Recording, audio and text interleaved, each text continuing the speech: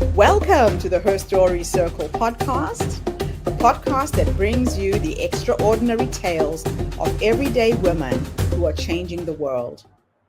I'm your host, Gertrude Mache, and I'd like to acknowledge traditional custodians of the land on which we meet today. I also like to pay my respects to elders, past, present, and emerging. Every week, we dive into the lives, challenges, and triumphs of women from all four corners of the globe.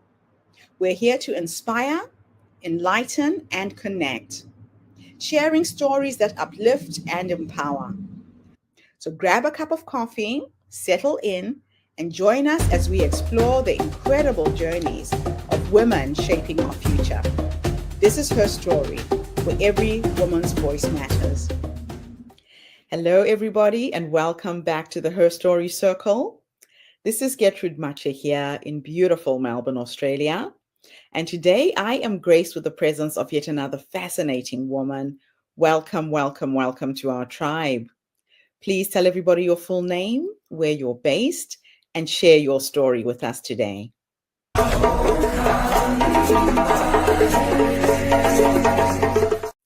Hi, Gertrude. It's so good to be here. My name is Mary Olson-Menzel. I am based in beautiful New York today, where we've got snow flurries. So a little bit different maybe than Melbourne at the moment, but I'm happy to be here with you. And, just to launch into my story and who I am, I started out my career as a television reporter many, many years ago. But the reason that I went into becoming a reporter, reporting the news, is because I was innately curious about people, about finding out the story, about figuring out what made people tick. And so I, reported the news for a couple of years and then got recruited away, fell into a career in recruiting. Because I was open to having conversations with people about, careers and where to go next. And so a very, very wonderful mentor of mine offered to train me as an executive recruiter. So I fell into recruiting and learned to hone my interview skills to help people find jobs. And at that time, that was what lit me up, because I knew that I was actually helping people. So that was exciting to me. I spent quite a few years in the tech world as an executive recruiter, and then was recruited by a major media company in Chicago at the time. And they asked me to help develop an entire executive search function for their corporate offices. And so off I went to the corporate offices of the Tribune Tower in Chicago, Illinois, in the US, and helped build an internal center of excellence that was recruiting and really starting to delve into how do we get the best and the brightest from all over the world to come to Chicago or to any of the places where we had media properties. We had 27 TV stations, 17 newspapers at the time. So it was kind of like going back to my roots, being a television reporter. I was just on the other side, on the corporate side of the media structure.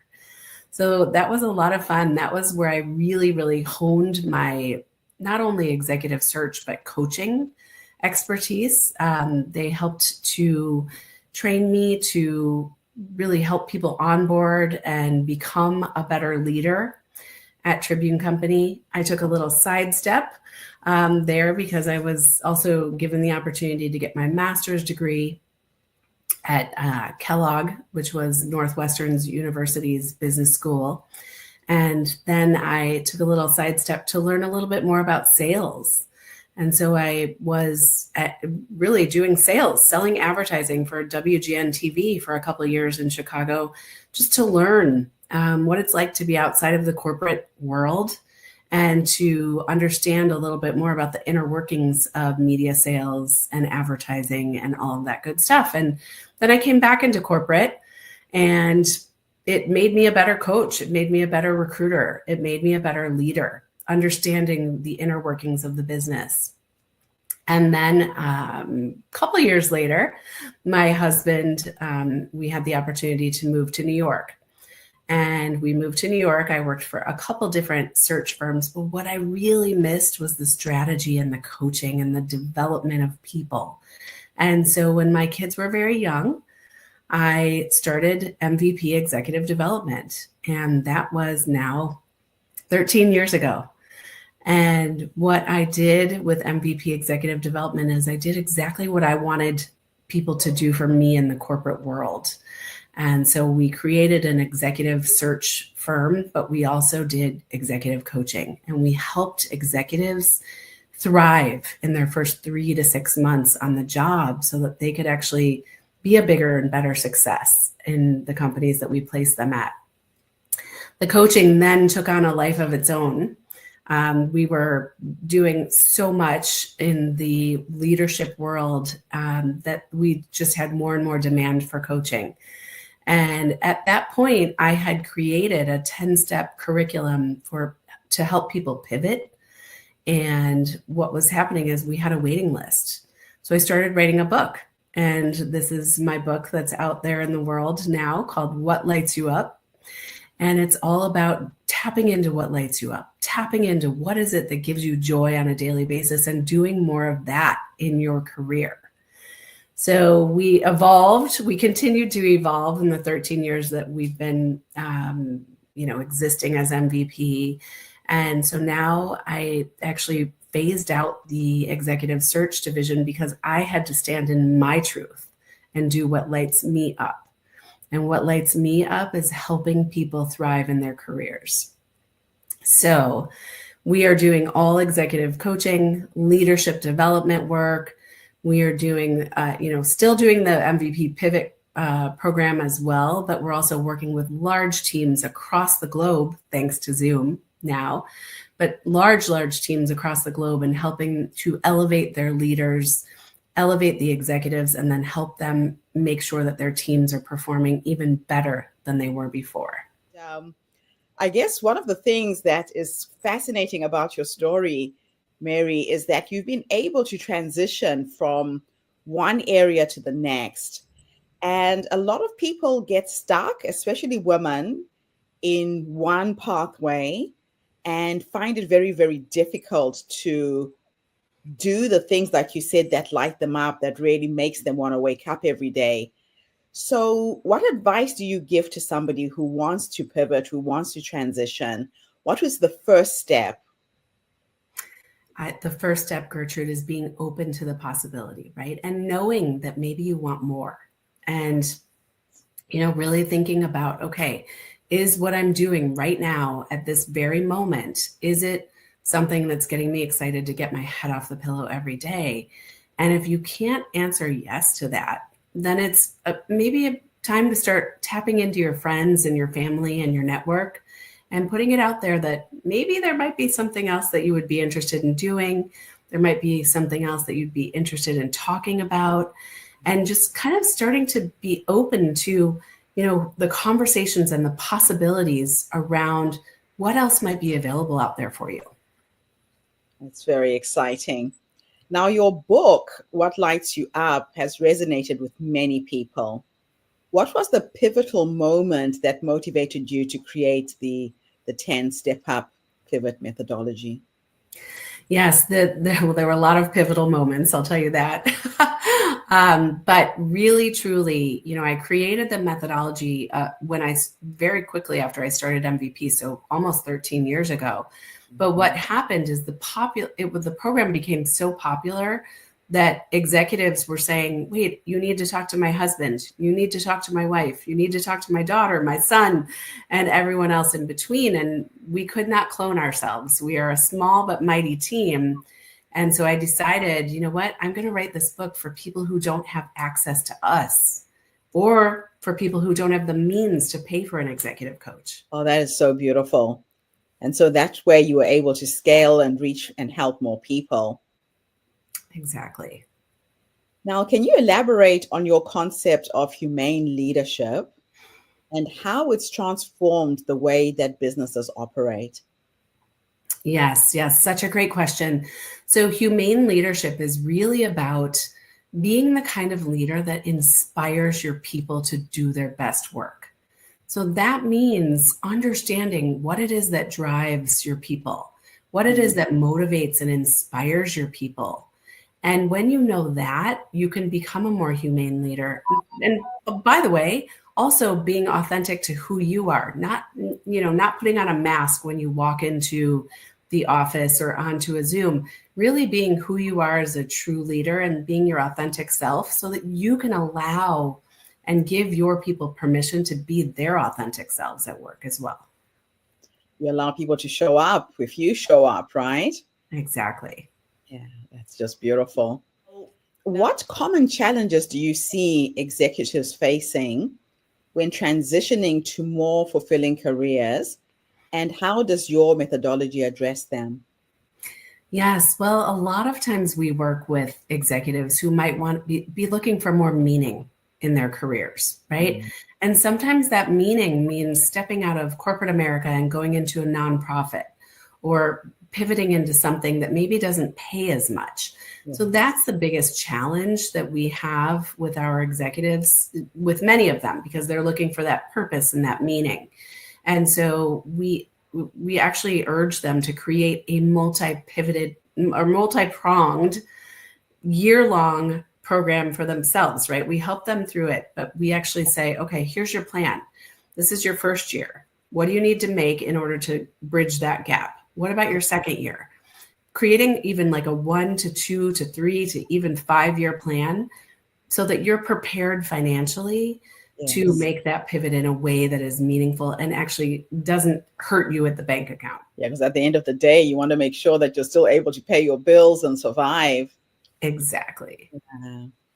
Now, in terms of balancing multiple roles, as a successful CEO, a parent, how have you balanced your professional growth with family commitments? And what advice would you give those who are juggling those roles? Yes, that is the ultimate question, really, truly. Balance is different for everyone, right? And success is different, means something different for everyone.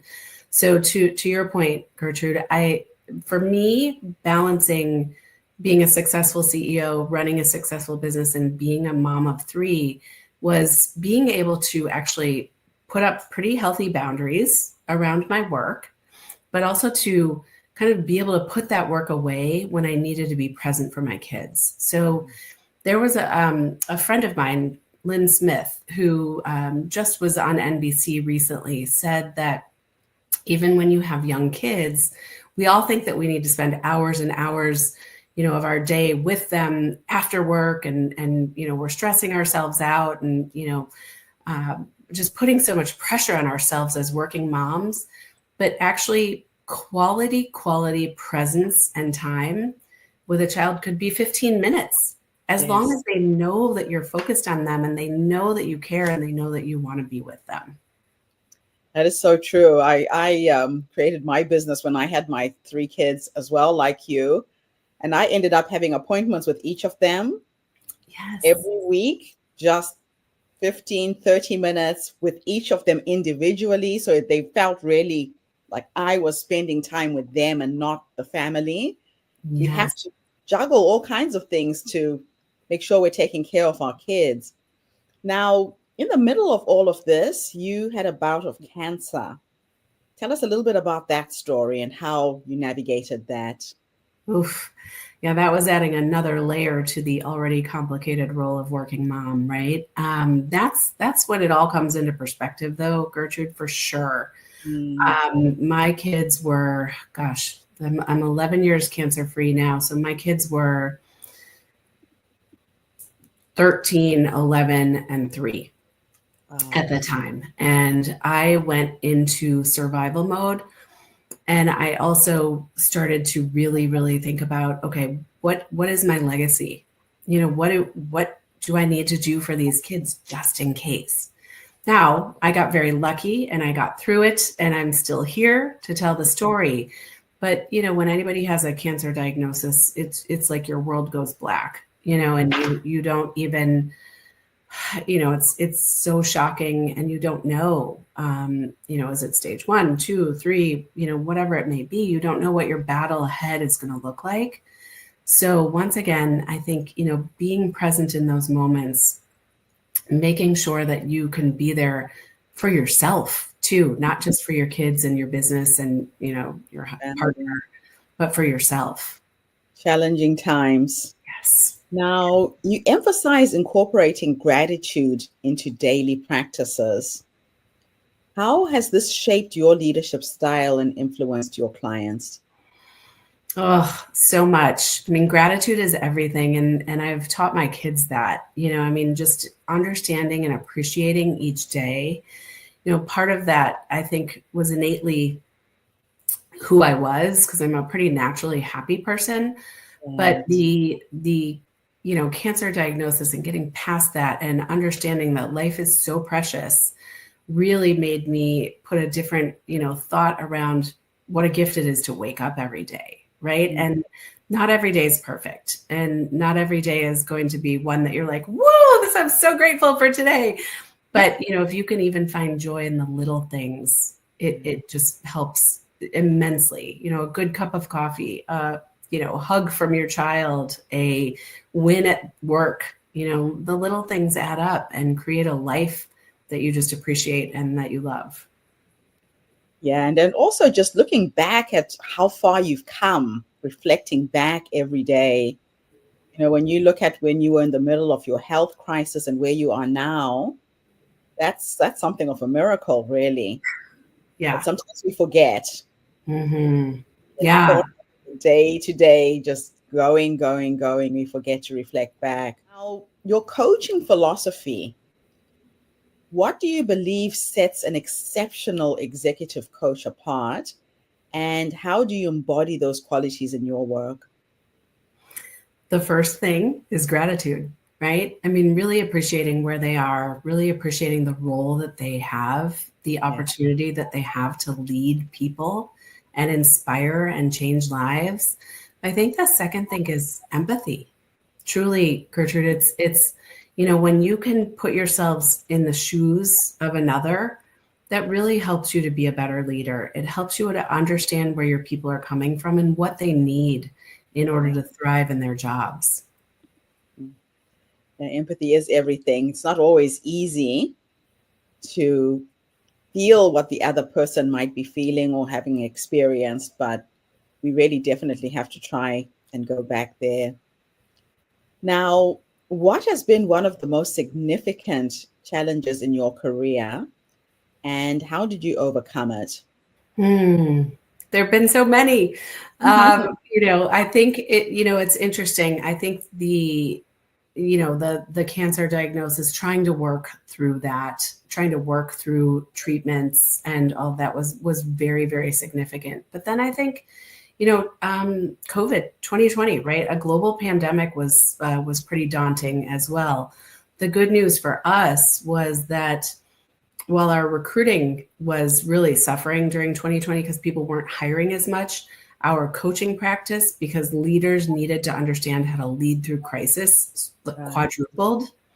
And so the demands then of having, at the time, I had a college sophomore, a high school senior, and a fourth grader at home, while trying to manage the growing coaching needs, writing the book, and trying to figure out how to make sure that my recruiters were okay was pretty daunting.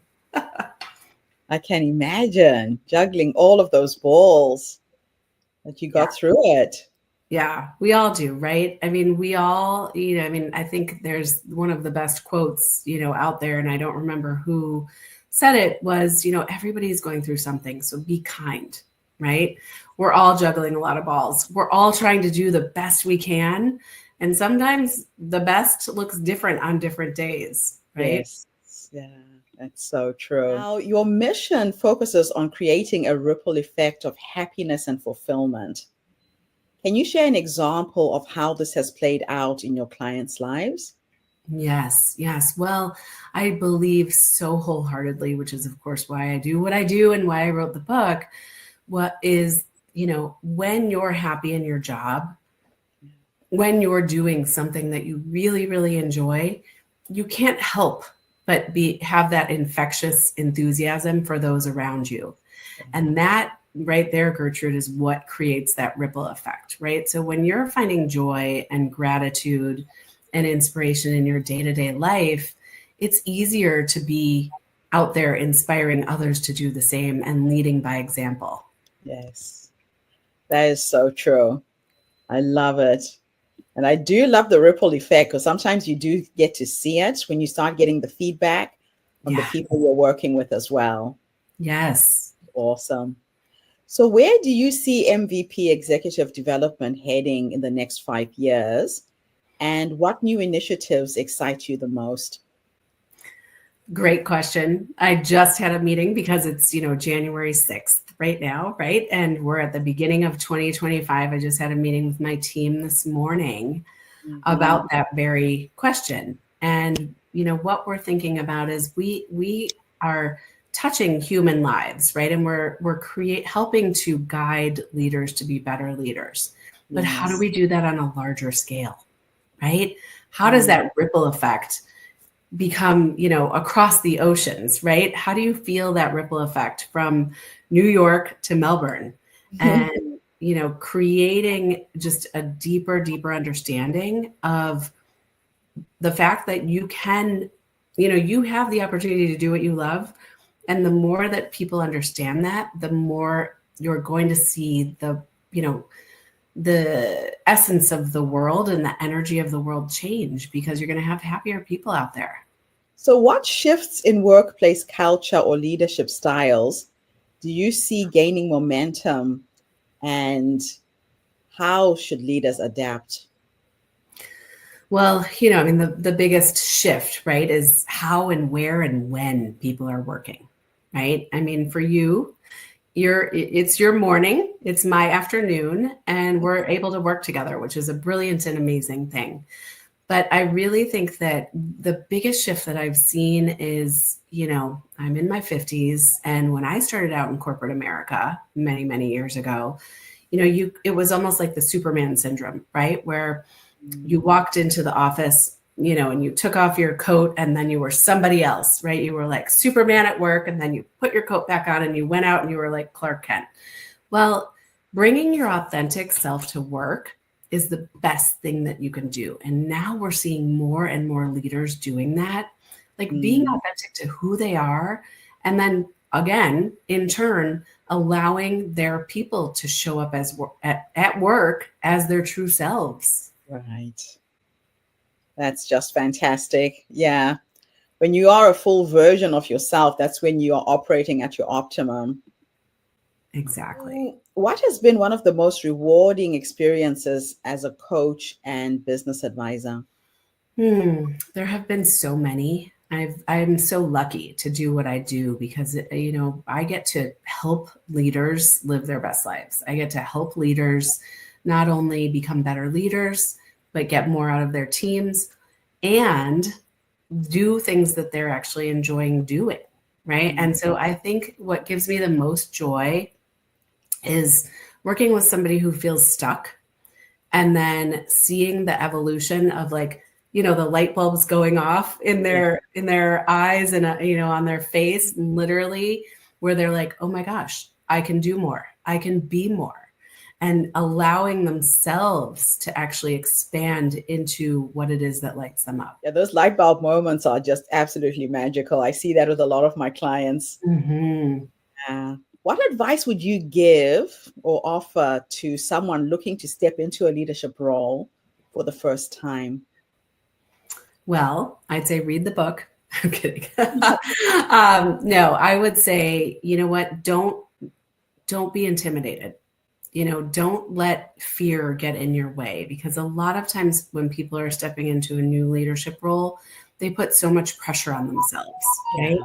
And I think that, if you can understand that you got promoted or you got hired into this new role for a reason, and understanding and embracing your own natural gifts as you go into that role, and then surrounding yourself with a team of people that complement your natural gifts, That's where the magic Now, happens. your work spans a broad audience from recent graduates to seasoned executives. How do you tailor your approach to meet the diverse needs of your clients? Yes, yes. So part of why I wrote What Lights You Up was to hit all those different ranges, right? And the work that we do at MVP is mostly at the leadership and executive, space. So we're talking about directors, vice presidents, EVPs, C-level people. But the idea about leadership is that you don't have to be a manager to be a good leader, right? You Yes. can lead by example.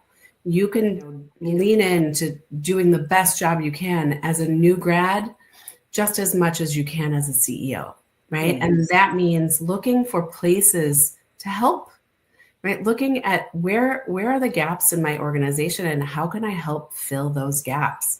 And if Yes. it's not in your skill set, right, then hire the people around you, or actually ask, as if you're at a lower level, find mentors who can help you elevate your skill set and then start to fill in those gaps. Yeah, they say don't try and reinvent the wheel. It's already been invented. Try and learn from those who've gone before you and make your journey shorter than it would if you're trying to do it alone. Exactly. So, in terms of legacy, when you reflect on your career, what do you hope will be your lasting impact on the industry and the lives that you've touched? I hope that I have been able to lead by example, right?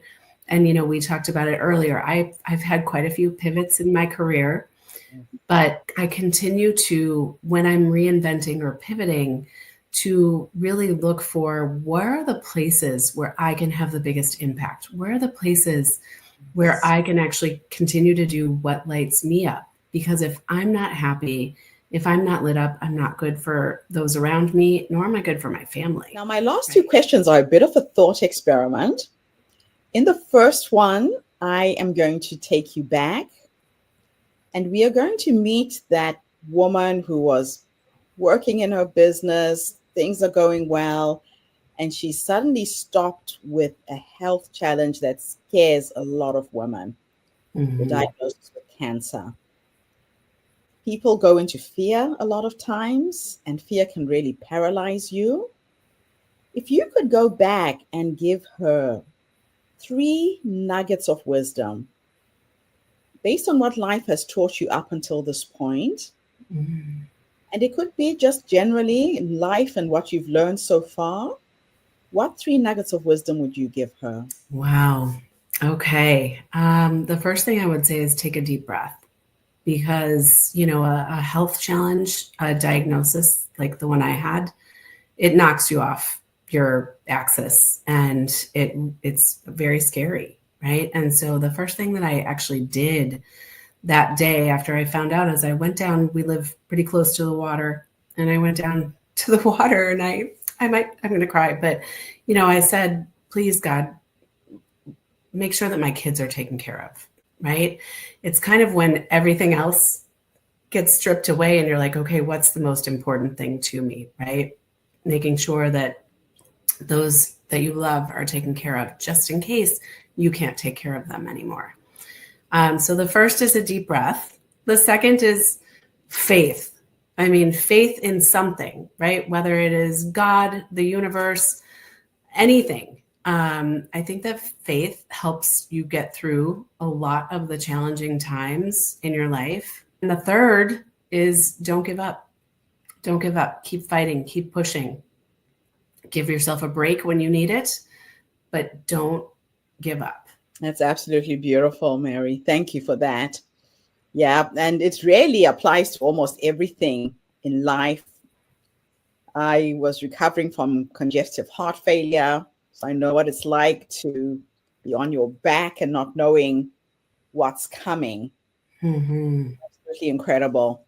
Well, I'm glad Last you're here. I'm glad you're oh, here, and I'm glad you're recovered.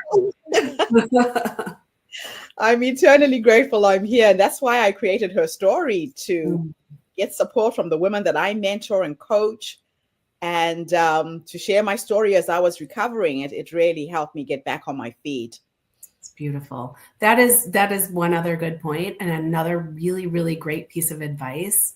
You created Her Story. I created a charity event here in New York called Yoga for a Cure that allowed me to, I would write about it, I would blog about it. So that was another outlet where I could feel my emotions, but help people in the process too. And I think that when you know, that's another really, really important thing is when you're going through a challenge, how do you channel that energy to help other people? Yes. Because then you're, once again, creating that ripple effect in the world. And you're taking the focus off you. Mm-hmm. And this is why Her Story is a social impact movement. We focus on helping marginalized women and children with the proceeds of our publishing business. The focus wasn't on me anymore. It was on other people. Yes. And magical things happen when you're in that space. Yes. So I've got one of your websites scrolling at the bottom of the screen. I'll put the other one for your business. Last question. I'm now going to teleport you into the future. And we're going to go and meet the 80-year-old you. And she is sitting in her rocking chair, surrounded by her children, her grandchildren, whoever's with you at the end. If I could teleport you into the future to go and have a conversation with this wise woman who's led you to this point, what will you say to her when you finally meet her? I love asking women this question, Mary, because a lot of women don't realize that the wise woman is already in them. She's that quiet voice who prompts you, it's time for you to change. You need a promotion. Go left, go right, say yes, say no. What will you say to your wise woman when you finally meet her? Oh, I love what you said, Gertrude. I mean, that first of all, I would say I'm so glad that you listened to that inner voice. Make me cry again. But truly, right? That is what gives us strength. That is what gives us the power. We do know instinctively, especially as women, we know instinctively what the right thing to do is. And sometimes we get so busy just living our day-to-day life that we forget to be quiet and listen to that voice. So I would say to that woman, thank you for meditating every day. Thank you for taking care of your body by exercising, but also thank you for leading the way in doing what you love so that others know that that is okay and that they can do it too. Absolutely fantastic. Mary, it's been such a pleasure connecting with you and sharing your story with our community. Thank you so much for taking the time to come and meet us and be a part of the movement. Oh, it's my pleasure. I loved our conversation. Thank you for creating this movement. And thank you to everybody who tuned in today. The Her Story Circle is not just a podcast. We are a social impact movement that brings you the stories and voices of women from all over the world. We share our stories to uplift you, to inspire you, to energize you, to empower you, but most importantly, to take you from where you are now to where you're trying to go. So tune in again tomorrow when I interview yet another amazing guest. In the meantime, have a fantastic day, morning, or evening, wherever you are in the world, and bye for now. Thanks again, Mary. Thank you. Thank you for tuning into the Her Story Circle podcast. I hope today's story has inspired you to believe in the power of our stories and the difference you can make in the world when you use your voice. I'm Gertrude Mache, and it's been an honor to share this space with you, where voices from all walks of life come together to weave a rich tapestry of diverse perspectives. Don't forget to subscribe, rate, and review our podcast to help us share these stories with more listeners. Follow us on social media by looking for the Her Story Circle podcast for more updates. And join us tomorrow for another episode filled with courage, resilience, and empowerment. Remember, your story matters, and together we're building a stronger, more inclusive world. Until next time, keep making her story.